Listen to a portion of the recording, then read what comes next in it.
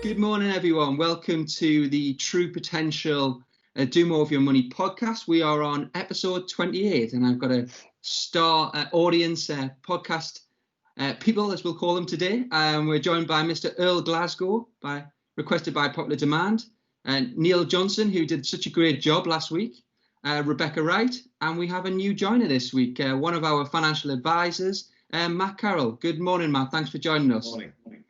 Matt, I think we'll start with you, if you don't mind. It's first time on the podcast. Can you just give us a little bit of a briefing on yourself and how you're True Potential? Yeah, good morning, everybody. Lovely to be here on the first podcast. Yeah, I'm Matt Carroll. I ran my own financial advisory direct authorised business for 34 years before joining as a True Potential wealth manager last October. And without towing the party line, it was a wonderful decision that I made to join True Potential, particularly in light of what's gone on, to be backed up by a technology-based company, and a company whose investment performance has been so good over this last difficult period for my clients. So yes, that's how I arrived here today. Fantastic, thanks, Matt. And I think, as everyone will be able to tell by your accent, I was sitting there, I was saying to the gents before we started the podcast, and I was sitting there last night and the news flashes up and it's breaking news. Northern England's going into lockdown. And that's when obviously I panicked, thinking Northern England in lockdown, and realised that it's not quite North England. It's a little bit further south than where we are, where they've changed the rules. And I believe you're part of them rules. Giving people an hour and a half's notice seems pretty shambolic to me. But have you been caught by this, Matt? Yes, well, I live in Calderdale, which is one of the regions that's been thrown back into lockdown, and my office is in Bradford, which is one of the other regions that's been thrown down. So I'm hastily looking at the guidance and the directions that we've been given to determine whether I can leave the house or whether we can convene in the office. And I think bizarrely, I can't have people to my house, but I can have the people that I couldn't have in my house, I can have them in the office in the same region. So it's a bit confusing, but I suppose the upside is that my mother-in-law can't come round for a barbecue on Saturday, so I've got two states. There's always positives, and I know, Neil, I think you and I have had multiple conversations because we've been pretty much shielding during this pandemic. I don't know what your views are. If you're just coming out of shielding on the 1st of October and you get told that, by the way, no one can come in your house anymore. It's 1st of August, yeah. I mean, it's sort of August, yeah. Tomorrow, actually. I think it's. I was just wondering if Matt Matt was saying to us earlier, maybe he'd had a quiet word to make that come about with his mother-in-law. But for us, I think just when we're getting back to some normality, and then they're seeing these spikes, I suppose they have to act. But the lack of notice is it's quite shocking how suddenly it's all happened. And I think we're all hoping we're not going to have too many of these spikes, and we can get back more towards normality. Yeah, I think there is going to be spikes, and we expected this, but just maybe potentially a bit of notice. And Earl, in Northern Ireland, it seems like the numbers are pretty clear there now. Is that is it starting to get back to normal? I think it is, Jamie. I think people are still cautious and wary. I think the frustrating thing we see is the pubs. On a Saturday night, there's the places where people like to go. They have to restrict the numbers inside. But what we see outside is maybe 100 young people standing in a big lump, giving each other bodily warmth to try and keep. But apart from that, it's normal life, but it's not really normal. You have to think about where you go, what you do, and you have to obey the rules. Yeah, I must admit, I haven't been in a pub yet. I don't know whether I will or not, but I'm dying for a pint of Guinness Ale, so maybe she could bring it over for us. Well, we do takeaway.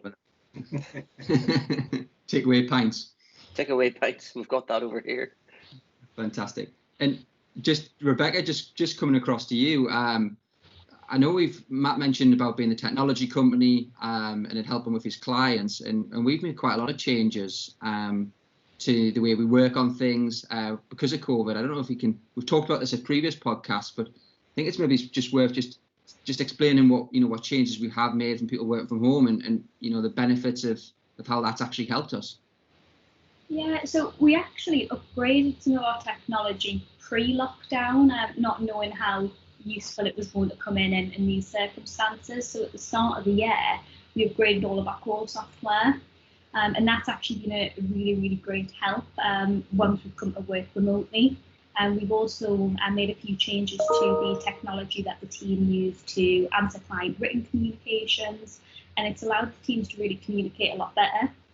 What we're finding is the team would all sit together, so there'd be a lot of spinning the chairs around and checking with each other on different cases and making sure that if one person had dealt with a client, we've got a bit of consistency for the client sort of thing, and that they're dealing with them again on that particular query. So we've replaced that with Teams. The team are chatting all day long in a Teams chat about various different client queries. But also we've recently had some new starters in. So we hired a couple of people. They started on Monday, which initially a little bit wary about because we didn't quite know if we had a plan for training, but we didn't quite know how successful it was going to be, and we might have had to head back to the office. But thankfully, the way that the technology works and the fact that we've got the ability to screen share, but also to live monitor phone calls remotely, and we can actually speak to the agents through the phone calls without the client necessarily hearing all of that for training purposes. So actually we're perfectly set up in the sense that we can train remotely, and clients thankfully haven't noticed any difference. So calls are still being answered within the same time frame, so it's an average of 15 seconds for a phone call to be picked up. Our live chats, our video chats, they're all fully functioning. And some clients, as you know, are even getting responses through the night because we have Amy Cooper, who is from New Zealand, who's currently working over in New Zealand. So she actually carried out a demonstration for a client who couldn't do daytime. She was showing them some technology overnight through the night last night, which is it's great that we can actually be able to provide extra services throughout times like this, where some places, of course, had to cut back. Yeah, I was speaking to a client myself about Amy. It's worth watching our working from home video in terms of just have a look how beautiful where she actually lives. It's stunning just in New Zealand, so you can check that out on the page, on the YouTube page. I think what's quite interesting there as well is we're looking as a business, we're growing and actually recruiting remotely, which is new to us, as you mentioned there. I think that's quite exciting. I know you and I had conversations. Do we just wait until we get back to the office and an interview in the office? But it's actually worked really well for us to try different things, because this may be the norm for the next 6 to 12 months. We really don't know, and we do need staff to keep up the good work there. So that's worked really well for us. Just going on to the theme of the podcast today. So it's all about tax planning. So we've done sessions in the past on the benefits of ISAs and pensions. And Neil, I kind of want to just come to you on this, because I think this is going to be a difficult 12 months in terms of how are we going to pay for everything that we've just currently spent as a government in terms of the furlough scheme, the grants, etc. And there's going to have to be changes to cover that. And there's talk about tax changes. But I don't know, Neil, what's your view on that? Are we going to see changes in allowances? Question for yourself. Yeah, it's a good point, Jamie, because if we look at the backdrop, the government's borrowing more in a month than it usually does in a year. So this year, the latest forecast, although there's been quite a lot of variation in this, is 350 billion of borrowing in a single year, which outside of wartime, we've never seen anything on that scale or proportion. And we just clicked over in June that the level of government debt is now higher than the level of the UK's GDP, gross domestic product. So it's at 1.95 trillion pounds, which is quite a staggering sum, and increasing by 40 to 50 billion a month. So that's going to go up. Certainly, we've got the remainder of the furlough scheme through to October, and there will be other measures. There's the £1,000 furlough return scheme, which some companies are being good enough to just waive that, but others will certainly take it. So this level of debt's going to increase, And at the moment, the government's able to finance that. They're getting bond issues away. The Bank of England have come in and effectively underwritten that 350 billion. So they've committed more than 300 billion of intervention in the markets in terms of bond buying, which will back up that issue. So in the short term, it's manageable and it's affordable, and the interest rates are very, very low right now. So actually, the government 2 weeks ago got a bond issue away at a negative interest rate. A 5 billion issue actually went away at a negative interest rate, which is, unheard of. That you've got investors buying bonds and then paying the government for the privilege. That's not happened before. But over time, the interest rates will go up again. They'll have to roll this debt over, and there'll have to be a way of affording that. And you can't just have a one-way street where the debt keeps increasing.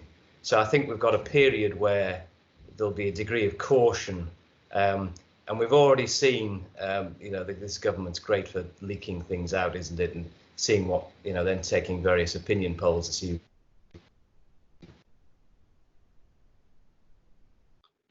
We're not going to have austerity too.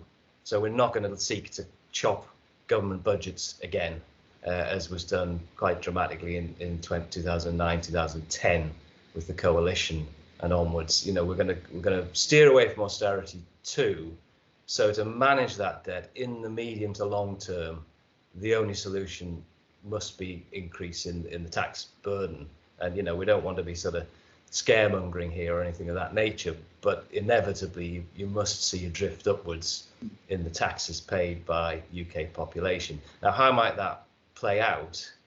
You've had the government voted in on a manifesto which quite clearly said we won't increase income tax rates, we won't increase national insurance rates, and that was as recently as November, December last year. Seems like a long time ago now, doesn't it? But it was quite recent. And there's a lot of die-hard Tory MPs who said that's an absolute commitment. We can't be increasing income taxes, national insurance, which leads you to believe that the changes are likely to be around other areas of taxation, so capital-related tax, property-related tax, and changes in allowances and tax benefits, frankly, for clients and for consumers. So there must be and again, some of these ideas are starting to be floated now. You'll see them in the press, where there's been a call to say, well, capital gains tax, currently you've got a fairly generous annual allowance over £12,000 where you don't pay any tax at all. A basic rate taxpayer pays 10% capital gains, and a higher rate pays 20% capital gains tax. So, these are much lower rates of tax. Now, the rationale for that, which I think is correct, is when you're saving, for example, in a general investment account, you've already been taxed. You've already paid income tax on that money that you've earned. You then save it, and then if you then sell part of that investment, you can be taxed again, but at a much lower rate. And there seems to be, to me, there's a degree of fairness to that. I think the problem you've got is that may be seen as a soft target because there aren't that many people who pay capital gains tax. So in a sense, you've seen these arguments starting to run in the press saying, well, why is that 20% for a higher rate taxpayer when the income tax is 40 to 45%?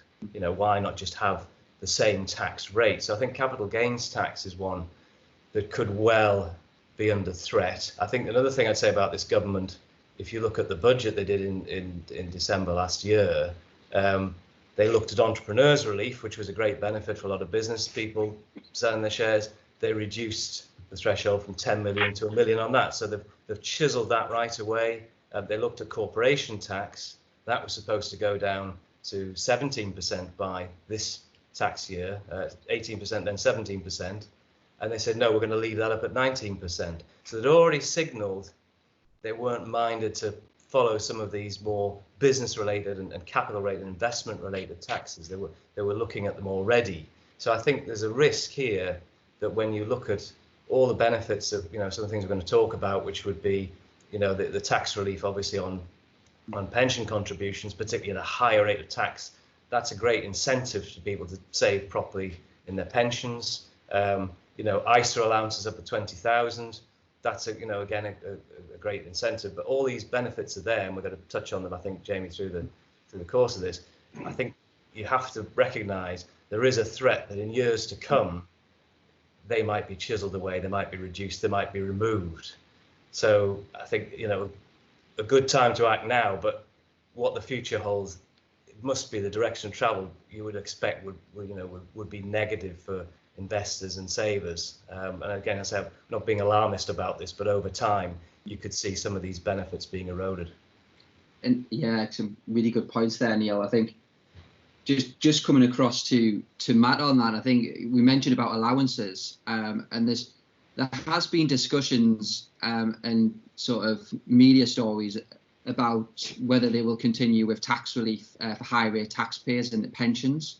So just for the listeners out there, typically if you're for every 80 pence you put in your pension, you get 20 pence if you're a standard taxpayer. If you're a high rate taxpayer, it's a 60 and the 40. And they believe that could change. Matt, how important from your point of view when you're discussing with clients is to take advantage of ensuring that these allowances from your pensions and in your ISAs is filled and is utilised? Yeah, I mean, to me, it's really important. Having been at the sort of coalface in front of clients for 34 years, I've seen all the changes that have been made, and I suppose the big resistance, even though you could advise clients how impressive the tax relief has been over the years, the big change came when George Osborne introduced the pension freedoms, and that, alongside tax relief, enabled people to really sort of grasp it and say, hang on, I can enter here, I can get a 20% or a 40% improvement in my pound that's gone in, and I can have access to it from 55 in whatever way, shape or form I want. So that created a really vibrant environment for people wanting to get into pensions. I think that alongside that, I think there's some inevitability from trying to recharge the economy in 2008 after the financial crisis to the one that we didn't sort of create, really. It was created for us, the pandemic, which has resulted, as Neil quite rightly says, in having to remortgage the future. Effectively, we've had to do some equity release from the future, which my children and grandchildren will end up paying for. I hope anyway that we paid for them during the long it's been. But that, I think, is the inevitability, alongside which we've got to get the economy spinning again. We've got to get that sort of velocity of cash that's in the system different now. I think Neil would agree to 2008 when we didn't have any cash and there was a sort of a real abyss that we were looking into. And now we've got lots of money into the system. Each banking authority and each government have put the shoulder to the wheel, but you've got to get that spinning round again. You've seen economic activity drop down. So I think that in terms of removing tax advantages, I think that will be the first port of call, rather than particularly increasing tax on areas where there isn't any activity yet. I think the activity's got to get going before they can start whipping it off. It's got to spin a bit faster in the economy before they can take that cash away. But I suppose the first port of call, the easiest one, is to say, well, we're giving advantages to higher rate taxpayers that are out of line with basic rate taxpayers. So let's bring the rate of tax relief on pensions down a bit. That's a bit more money into the coffers, and maybe capping the ISAs or that would be, I think that would be very difficult politically to push that through. But as far as I'm concerned, when I see clients, a big driver is, of course, either corporation tax relief on pension contributions or income tax relief on pension contributions. That's the one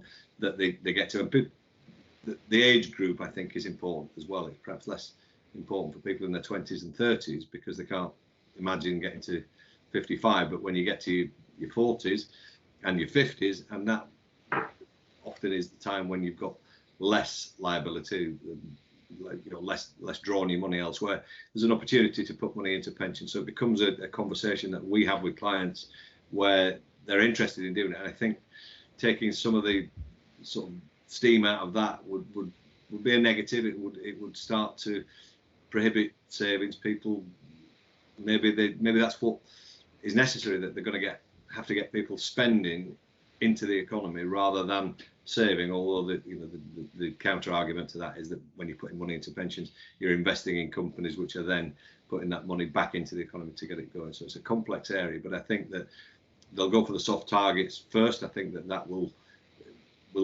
be pensions, because it's a big take. There'll be less resistance.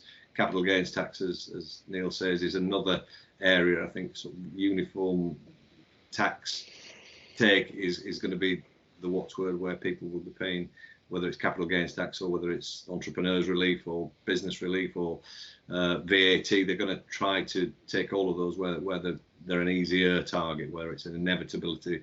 If you enter that world of paying for a cup of coffee or selling your business, you've no choice. You can't circumnavigate that. You've got to pay it. Yeah, and I think, Earl, we've spoke about on previous podcasts, the changes to pensions over the last sort of 10 to 20 years, and I agree with Matt completely. I think pension freedoms has been one of the best things that's come out of pensions, in terms of giving access to clients, and actually it's making them more popular now.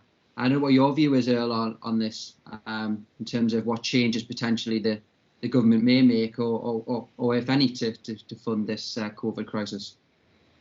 Well, I think governments try to stay popular at the moment, because one of the things I notice in the world with social media is news travels quickly.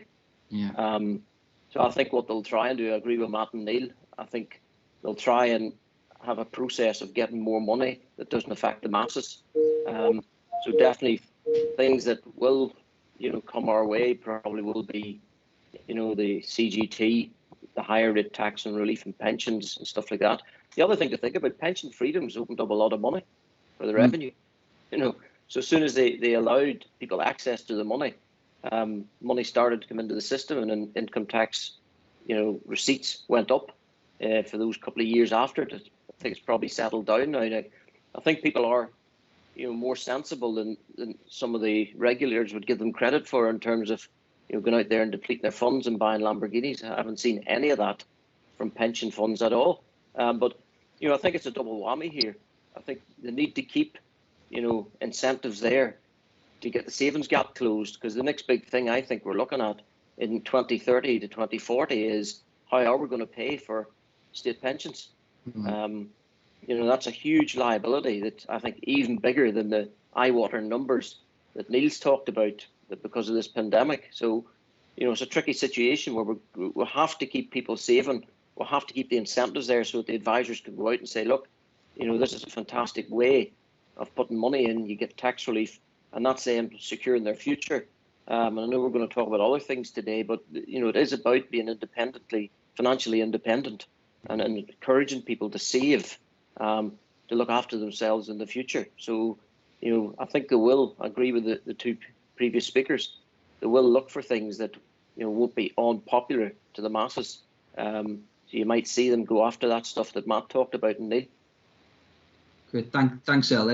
I think we'll just move into some of the types of products that you can look at, and I think if we just start off with that the IHT, or the inheritance tax side of things. And IHT, once upon a time, you would say, well, it's just for the wealthy, but actually, a lot of people, the home that they sit in is such a significant asset, especially when you go further down the country. It actually can bring them up to that band, even though they've got the property high IHT band. And Matt, from your point of view, when you discuss clients about their investments and you can see they've got a potential inheritance liability, what sort of tools are at your disposal to sort of mitigate and help clients to reduce that liability? Well, there are many. I think actually, Jimmy, that somebody once said that it was for the wealthy and the stupid was inheritance tax. I think it was a bit disingenuous, but that was what in essence they were saying, that people who were incredibly wealthy had to pay some inheritance tax, but people who were not, so if they did nothing, would end up paying it inadvertently anyway. So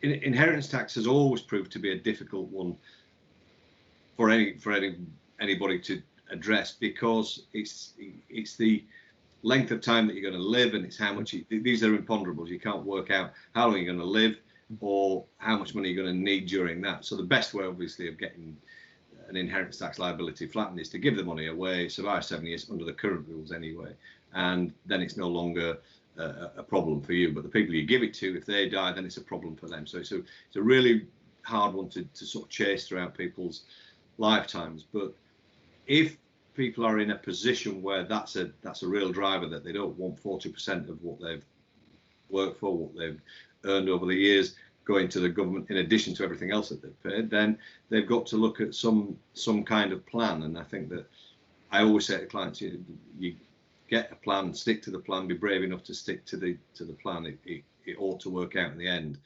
And looking at trusts as a means, if people are in a position where they can afford to use trusts, and again, trusts may be under the spotlight of the tax take going forward, to pay for the coronavirus. So that's another difficult one, because the rules have, in the last 15 or 20 years, when previously they didn't, they've started to change rules retrospectively. So that can be a little bit of a cause of concern. But primarily, if money is invested in some kind of trust that moves it from your estate, and the beneficiary class is who you would want to inherit your money, rather than the Rishi Sunak. I think it's probably a little bit more palatable, because everybody seems to like Rishi Sunak as our Chancellor. To use other Chancellors in the past, people would be thumping the table about giving it, thought it was good personally to that Chancellor, but it's not. But I think Rishi seems to be distributing it in a manner that people are quite impressed by. But if they're wanting to keep it in the family or into their class of beneficiaries, and it combines with people wanting to plan for bloodline planning, with relationships, marriages breaking down. They're not wanting errant spouses to be going off with their money. So these trusts can cover two areas: one of sort of keeping it in the bloodline, as it were, and also keeping it away from the tax man, if they're used properly and if people understand them. And I think you need people to understand what they're giving up if they use trusts, but what they're achieving. They're a complex area, but they are certainly an area that we've used extensively over the years to enable people to control their money during their lifetime and when they've gone. Yeah, great. I think the good thing for trust, you and I have had many a conversation about this, but the direction of money, as you say, they're really good products to look at that. And you mentioned about the Chancellor there, and I'm interested. A question that I'm thinking here is for Neil. Being a finance man, do you think he's done a good job? He's been mightily impressive. He looks mightily impressive on the television, and he's given a lot of money away. What's your thoughts, Neil? Well, he has a history. I mean, he does come from the dark side, Jamie, because he was in private equity, and he was a partner in a big private equity player in his 20s. So he's clearly pretty sharp and pretty bright, and he married into a very wealthy family. So he has a whole range of high-end houses in Kensington and else, and some sort of country manor in North Yorkshire. So he's got an interesting background, interesting character. I think his actions, the benefit of what he's done, he acted very quickly. So I think that was in two respects. The first one was when he and the Treasury got together with the Bank of England, and then it does seem, and I think he and Boris are trying to take some credit here, they corralled the other central banks, and we saw those moves in March where all the central banks intervened on the same day on a massive scale, and global markets suddenly seemed to correct, and VIX fear indices went down, and there was a massive change almost overnight when all of those banks acted together, because in the past you've always seen differences and divisions. So I think he certainly played a role in that. I think that what he's done in the UK, again, he acted quickly. Some of it, you could be critical. I think the 80% furlough, that may be slightly over generous. I think that you could have paid it at maybe a slightly lower rate and had the same or maybe a better effect. I've got lots of stories from friends of mine in business where they've tried to get staff back and they said, well, I'm quite comfortable on my 80%, actually I'm having quite a nice time, and it creates those sort of problems. So maybe that was a little over generous.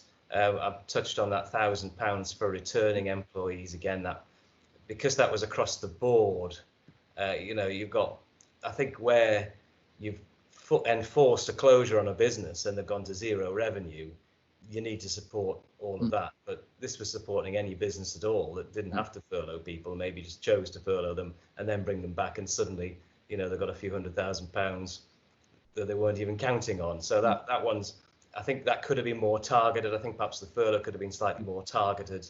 But broadly, I think it was just necessary. It had to be done on this scale in that time.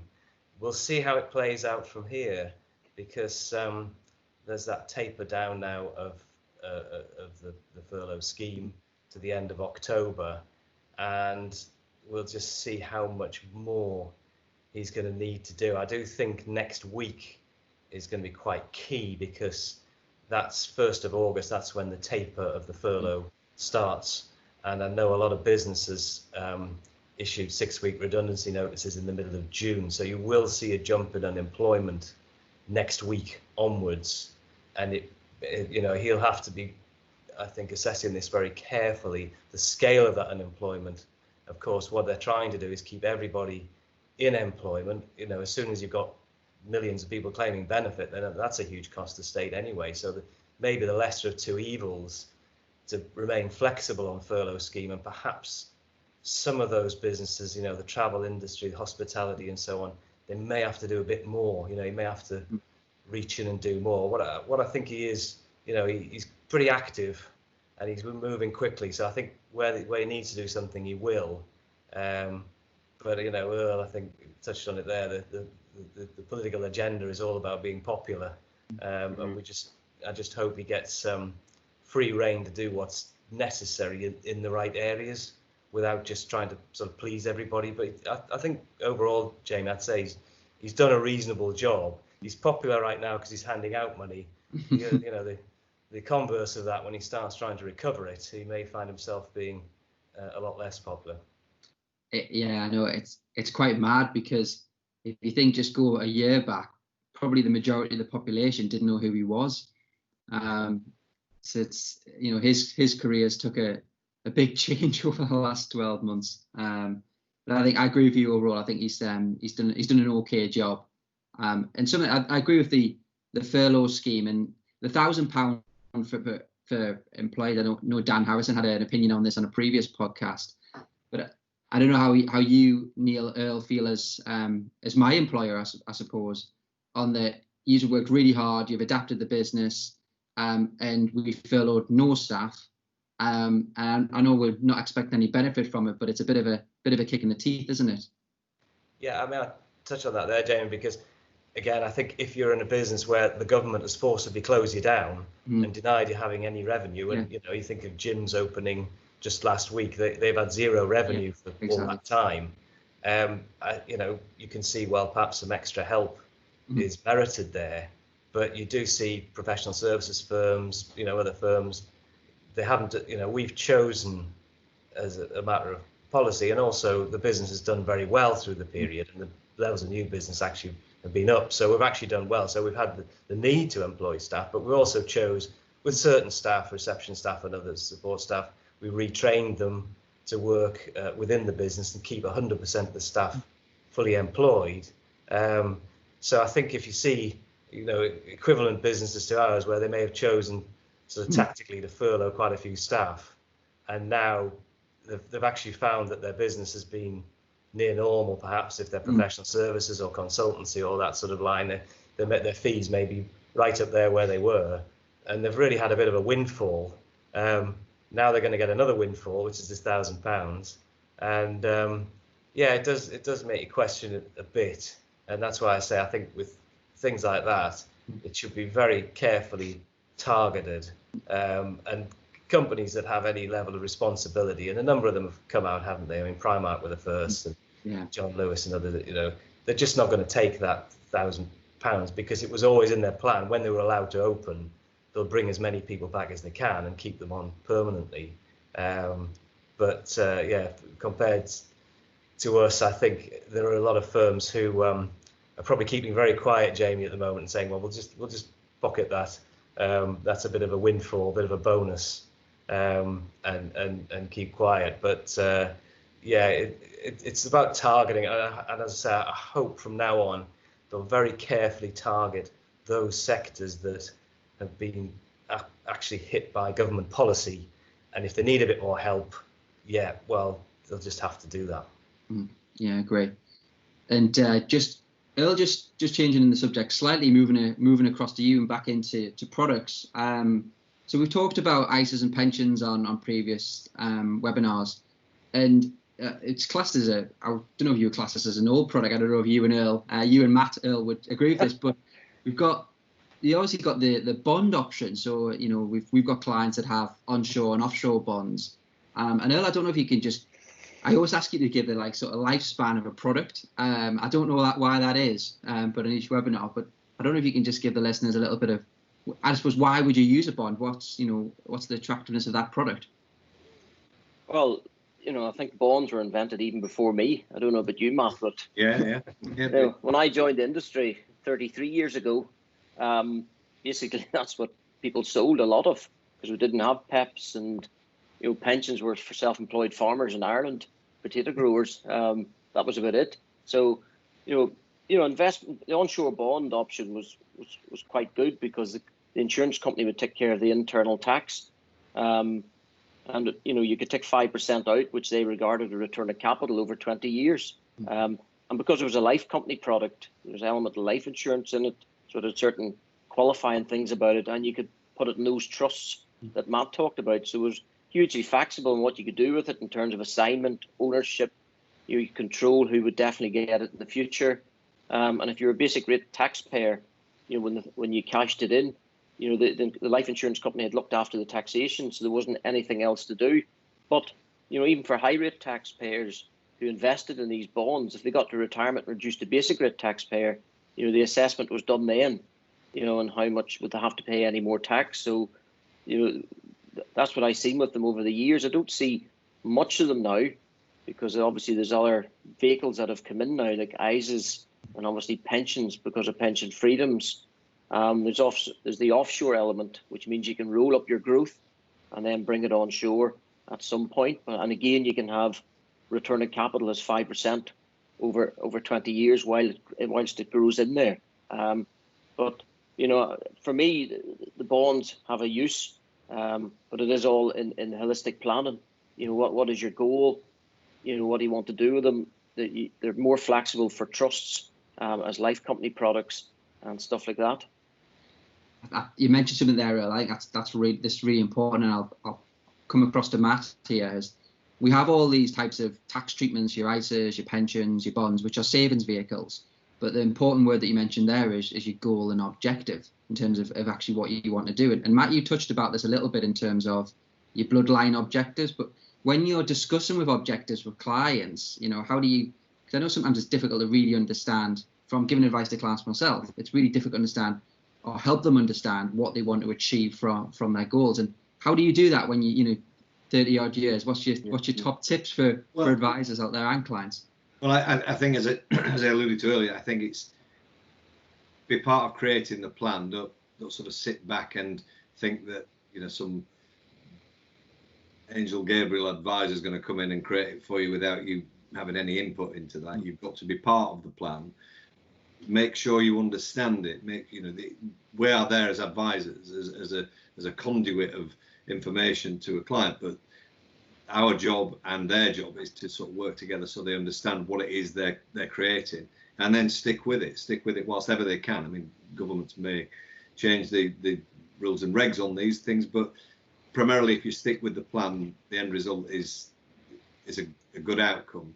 I think in terms of the first port of call, after you've discussed all of their requirements and the position, get a feel for how these clients are psychologically and what their thoughts about money and bloodline and family and who they include and exclude. Once you've established all of that and what they can afford, you do look to the ISA as being the first port of call, because that's the shoe-in, that's the absolute area where you'll have no concerns in the future as to if you're accessing that money, with the exception of it not being inheritance tax friendly. But if you're accessing money that is in an ISA, whether it's to create income or make a gift or buy a Lamborghini, as Earl said, whatever it is, that's your fettered area of not having to give yourself any concerns about how the tax implications might pan out. So thereafter, you look to the more intricate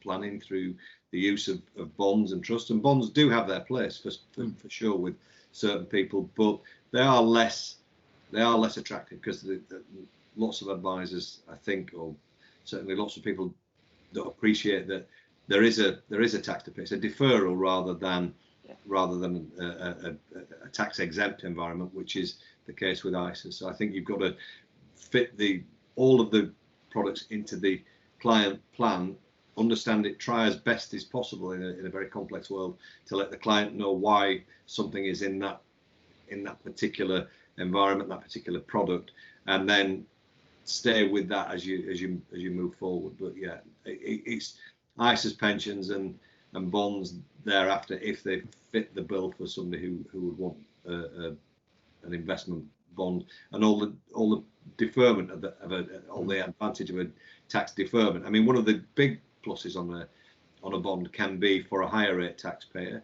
is if they have a spouse who is a lower rate taxpayer or a non-taxpayer, to be able to plan ahead and do a transfer of that asset to their spouse and make an encashment in the spouse's name at a time when their tax position is much friendlier than the person who's done the transfer. So that there are some clever ways of mitigating or even avoiding the tax altogether that might otherwise be put on an investor. But it's understanding that it's sitting with the right people and it working in the environment of the right investor. It's not good for everybody, but it is good for some. Agree. And Rebecca, you've been sitting there quietly now, and I think I'll bring you in at this point. I asked you at the yesterday just to get some questions of what clients typically ask us when they call in terms of questions that they have, and we've got a good panel to potentially answer them questions. I don't know if you can just give us a couple of the questions that we get asked regular, and we'll direct them towards Neil, Matt, myself, or Earl. Yeah, so you've actually already answered a couple of them along the way there. So we get a lot of clients asking about inheritance tax for their pensions. Quite a lot of people don't realise that they can leave their pensions behind tax-free. Another question that we get is, do clients have to take a full 25% tax-free cash in one go? Will they lose it if they don't? Matt, I think I'll give that nice and easy one to you. Yeah. So the pension is a really good inheritance tax planner, if you like. It's exempt from inheritance tax, but you've got to basically pop your clogs before age 75 for it to be that tax efficient. So you've got to do the honourable thing. If you've got a big pension and you don't want any tax to be applied to it, you've got to call it a draw just before your 75th birthday if you can. Thereafter, it's a little more complex. There are some punitive taxes if you manage to attain and go beyond the age of 75. But even then, there's great flexibility with pensions. You can nominate non-taxpayers or lower taxpayers to receive income, which might be more beneficial than paying a 45% tax charge on all of the fund, which is the rate at which it's currently charged if you've exceeded the age of 75. But they're a brilliant way of combining all of your inheritance tax planning requirements. In terms of, which was the other one you the tax-free cash, the tax-free cash. Yes, of course. You have to take full 25%. Yeah, you don't have to take 25% in one hit. You can, because of the sort of flexibility of pensions, you can spread that 25% out for as long as it will last in small portions.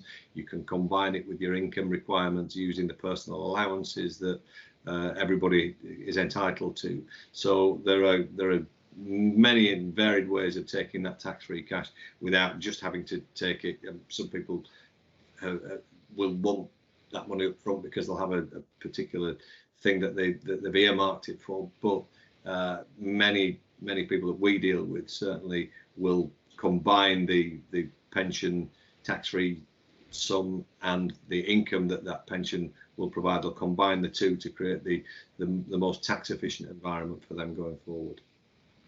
Thanks, Matt. Brilliant. Any more, Rebecca? Yeah, we also get clients who are often confused by some of the terminology used in pensions, particularly the use of crystallization. So could you give a client as simple as we can explanation of simple as I can? Okay, so when you start to access your pension, that's called a crystallization event. If you decide, as the simplest example, if you have £100,000 in your pension fund, you're entitled to £25,000 as a tax-free sum. And if you take that £25,000, that's a crystallization event. You have taken all of the tax-free cash that pension will allow. However, you might only want £2,500 worth of tax-free cash. So the method is to take £10,000 of the 100, pop it into a different cupboard, if you like, within your pension plan. Take £2,500 from that 10,000, and that's 25% of 10,000. It's as simple as I can make it. And that is a crystallization event, but only using £10,000 rather than all of your £100,000. So that leaves £90,000, which is uncrystallized. So that's really how crystallization works. It will only be applied to the amount that you actually access. So you've left 90,000 of your 100 in where it always was uncrystallized, and you've taken 10,000 out of that and crystallized that amount only. So I hope that gives some indication. It's difficult to understand, but it makes sense, Matt. And I'm just wondering, because yourself, myself and Earl are being qualified advisors on the line, we should maybe just do a quick test and see if you can name all the 8 benefit crystallization events on pensions. But I don't think we want to bore our listeners with that. Well, I'd like to help, but my able assistant Nancy is in the office in Bradford, and it'd be her I'd Yeah, it used to be you'd go a BCE 1 or benefit crystallization 1 or 2, and you'd have to explain that what it was in an exam. Do you remember that, Earl? Was that long ago? Or?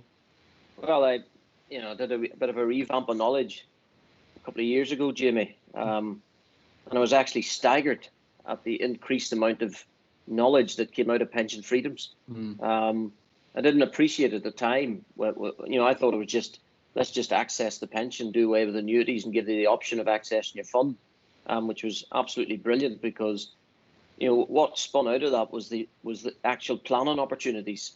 And actually, a pension now is like at the end of the day, a pension's a trust for me. It's looked after by trustees, for your future. So there's endless possibilities in how you can nominate, and as Matt says, the death benefits for 75 are huge. But just when I got started to reading that RO, which one is it? RO 4, I think it is. Pensions. Yeah. That diploma level 4, I just was staggered at the amount of change that I'd seen, because I think the last pension exam I did was about 1998, 99, when there was a change in the Pension Act, and then nothing happened through the whole 2000s, and then we got to 2015, and at the sweep of a pen, George Osborne just revolutionised pensions, and as I keep saying to people fell in love with them again. What happened before that was you could put off buying an annuity. But if you look at gilt rates right now, and Neil's talking about negative interest rates people paying tax in the bond market, you imagine buying an annuity now. So you've saved all your life, you've £200,000 or £300,000, and you can end up with an interest rate on an annuity of say 1.5%, whatever. I haven't even looked at it, because nobody would buy one at the moment. But you're talking about there, you get per 100,000 you get £1,500. That's you. Once you're in that, that's it. That's your income until the day you die. So I'd compare that. You remember in the late 80s, Matt, annuity rates at 12% on pensions. Wow. People used to pay these out when I was in the Prudential, and people used to say, what happens if I die? And I'd say, well, at least live 7 years. You'll get your money back, never mind the tax relief you had on it. After that, you're in profit. So what George Osborne done, I think he had to do through necessity, but I think he's done really a good job in galvanising people's love of putting their money back into pension. And I know at the moment there's all these, people are looking at these again. The government are looking at it, the regulators looking at it, and I would just, hopefully, that people don't go making radical changes, because I think it's good. I know there's things about scamming and all the rest of it. I think we should look at the scamming side of it. Why are people ending up with unregulated advisors, giving them advice, right? We should make it more clear who the experts are. It's obvious in this slide. Preference number 1 would be Matt, followed closely by Neil for the taxation, and then Rebecca for the excellent customer service. But on this line here, there has to be some way of promoting the expertise and the regulation that we all obey, compared to, obviously some people are losing money, if that's, and that's awful when you spend your life and something bad happens. But, we shouldn't change the good that the government's done in pension freedoms. That would be my war cry anyway. And hopefully it's not going to happen, but they are looking at it, because you can't access that fund. Yeah, I agree. Neil, I don't know if you've got any comments on Earl there as well. I totally agree. I hope they don't change pensions, because I think they've done a good job.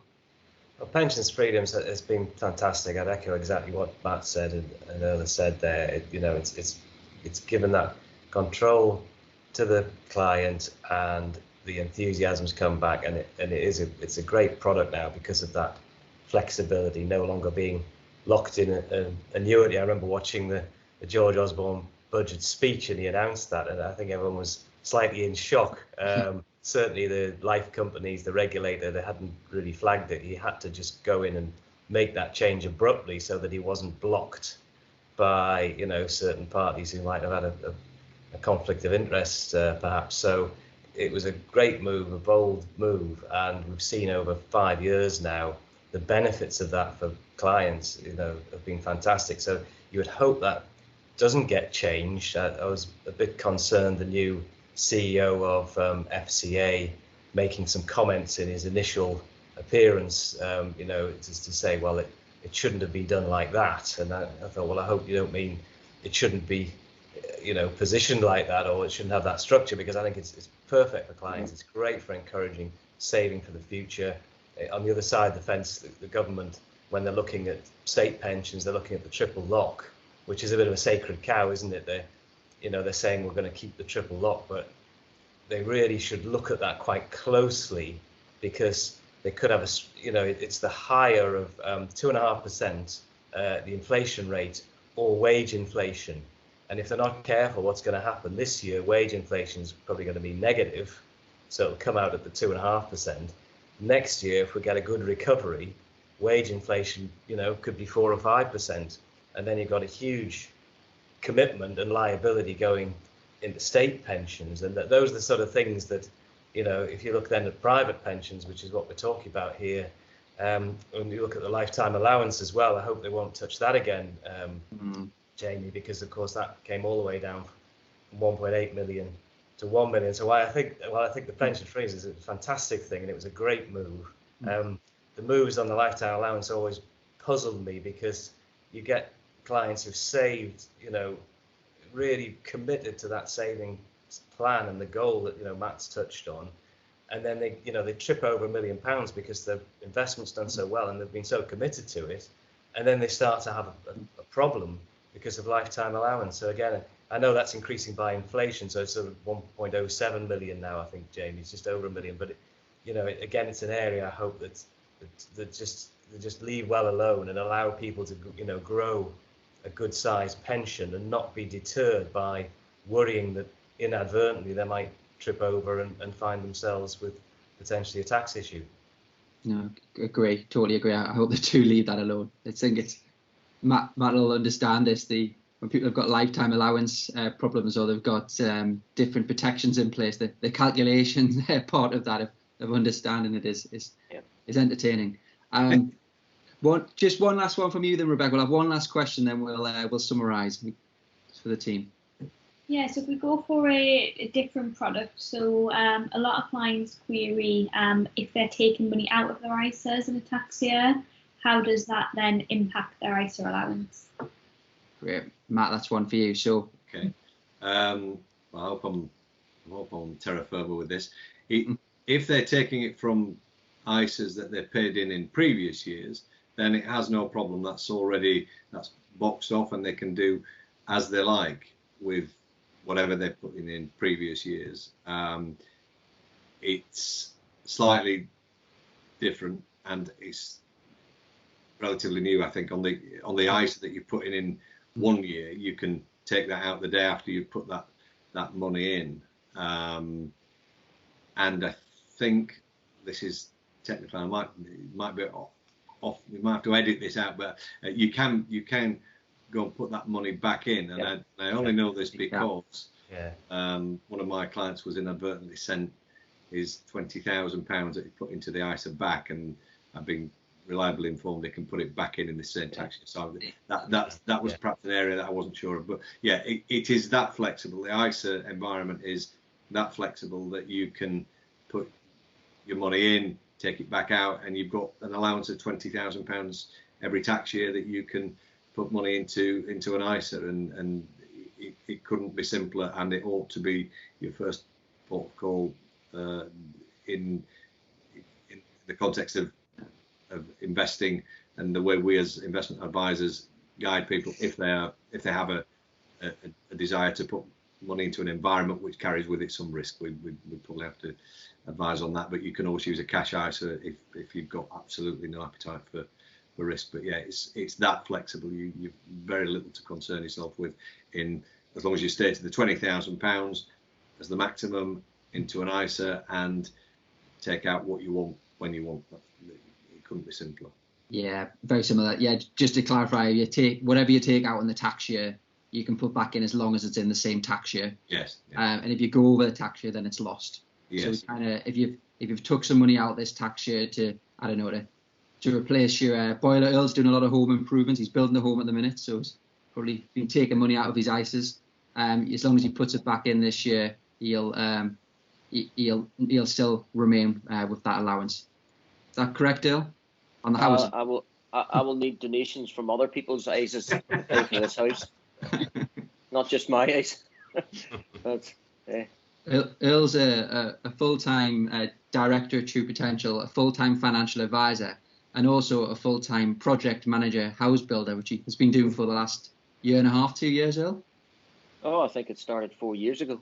I think I hope I'm a better director and a better financial advisor, because I'm absolutely useless at project management, and that's the feedback my wife gives me. Yeah. But we are moving. We are moving shortly, I believe. So we'll see the fruits of labour. I'll get in there, and she'll say, "We put that wall there." And then that'll be it. We might see a different background, Earl. Hopefully, we'll see a new background next time we get you on the podcast. Brilliant. Okay, we'll start to summarise now. I think couple of things from me. So, what are people doing at the weekend, Matt? I'm going to start with you, because I'm gathering you're probably just going to be staying in the house and potentially avoiding any friends and family coming round. Yes. Seeing as Matt Hancock's put my areas back into lockdown, there's not a great deal this weekend apart from a protein overload, because I've got to eat the mother-in-law's steak, as I said earlier. So,